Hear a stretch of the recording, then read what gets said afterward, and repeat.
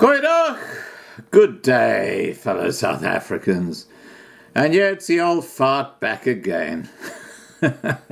He never seems to sleep, does he? Oh my gosh, he's always been a ball of fire. But anyway, this is a shout out to Dee, who drew this article to my attention, which is very interesting in light of the last video I put up about that guy, the African guy, saying that he is now out of work and he is just furious about how things are going in South Africa. So, what's the story? It's all about land ownership. You know, the BLF and the EFF are suggesting that 80% of land in South Africa is owned by white monopoly capitalism. It's all bullshit. These honorable members, Malema, what a piece of crap he is. You know what he can do, don't you? He can pog my horn. Yeah, Malema. Everything for free. Julius, everything for free. Jesus, that scratches. Oh, you have no idea. That quality EFF hat. Oh, as someone said, made in China. Now, let's know the facts about this, okay? And remember that the Bantu nation, when the Europeans first settled in the Cape, were just coming into KwaZulu-Natal for the first time. And the real traditional landowners are the Khoisan people. But of course, the government does not want you to know that. Now, with that in mind, let's get to the facts. Black people already own more than half of all agricultural land in two of South Africa's most fertile provinces, the Eastern Cape and KwaZulu-Natal. This is according to an audit of land ownership to be released this week. Now, I've got to tell you that it's a no-brainer that that's where most of the black farms are, because the rainfall is so much higher. The rest of South Africa, west of Lesotho, it's very dry, and you've got to use things like boreholes, and you've got to have sophisticated equipment. You've got to know what you're doing, and the Boers for generations have been building up this expertise. And now what the black politicians are trying to do is to try and steal that land from the people who have been farming that land for generations. Not indifferent to the Zulus in KwaZulu-Natal or the Xhosas or these other tribes. They actually came in from the north. The whites just happened to come in from the south. So there's really little difference between the two when it comes to the way they occupied lands that were actually the Khoisan indigenous lands. They were the original landowners. Anyway, let's keep going.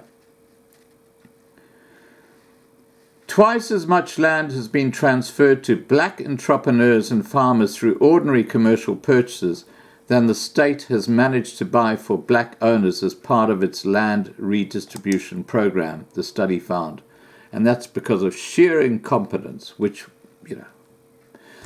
it's par for the course. We're used to it. Totally incapable. Totally incapable.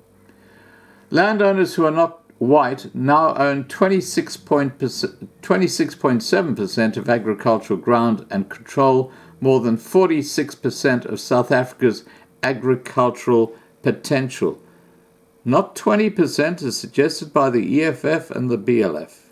Let's get that right.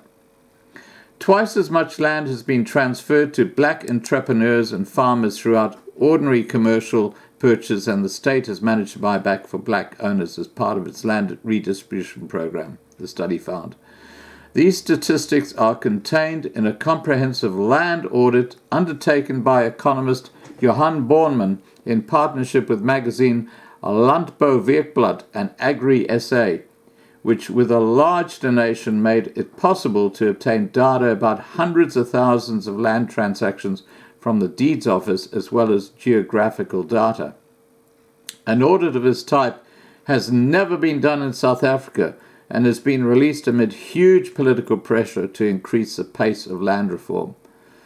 Ernst Pringle, chairperson of Agri-SA's Policy Committee on Agricultural Development, said the organization realized long ago that a comprehensive land audit was imperative because policy was being driven by perception and emotion instead of facts. That is why Agri-SA invested about 1 million rand in the project. The picture of land ownership, and more specifically land ownership of high potential agricultural land, actually looks totally different to what the perception is, said Pringle. More research will be done to formulate a clear strategy for a land plan that is consistent with the National Development Plan and the Constitution, and that will advance job creation and the protection of property rights, said Pringle. Agri-SA will release the audit along with additional research on Wednesday at its offices in Centurion. The key findings include 1. In KwaZulu-Natal and Limpopo, which have some of the nation's most fertile land, more than half of agricultural land is owned by black people. 2.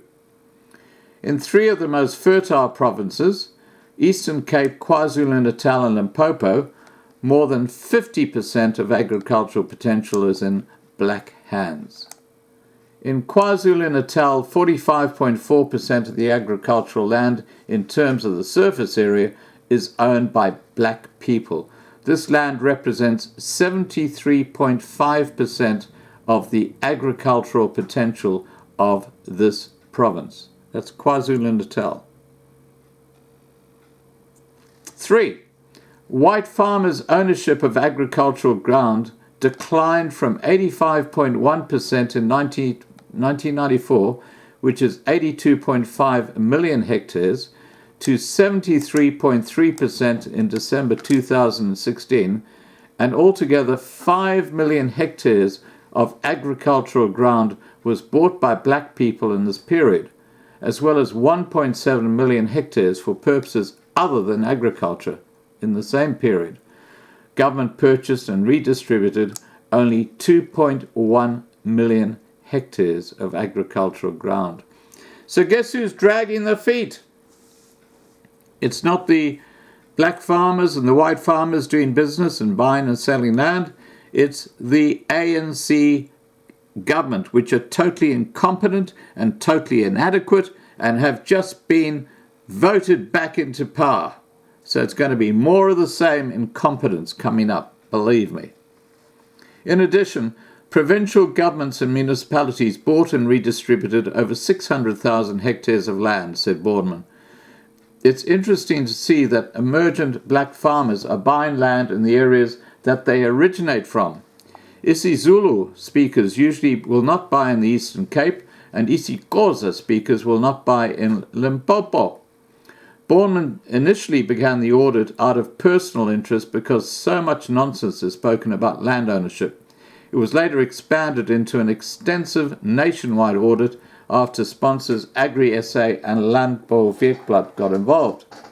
Since then, Boardman has been working with a team of 10 researchers. He admits it was uncomfortable to do research in which race played a role. We determined the race of new landowners by looking at names.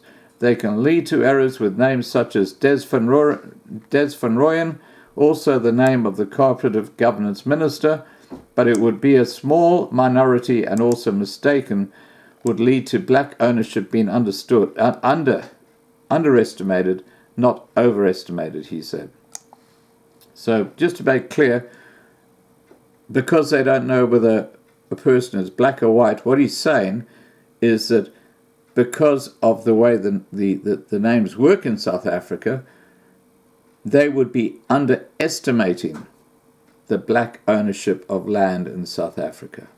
So we're looking at the minimum range of black ownership of land in South Africa. People of colour who bought agricultural land clearly focused on land that has high potential for agricultural development. We measured this by linking the land they bought in every district to the carrying capacity of the agricultural land in that district, as recorded by the Department of Agriculture. Altogether, 221,000 transactions involving land between 1994 and December 2016 were analysed. To do a proper assessment of all the transactions, we built an internet platform to determine exactly what the situation was in 1994 and how it compares with land ownership today, said Bornham. It was an exhausting process because deed officers' data had to be rectified when it contained mistakes.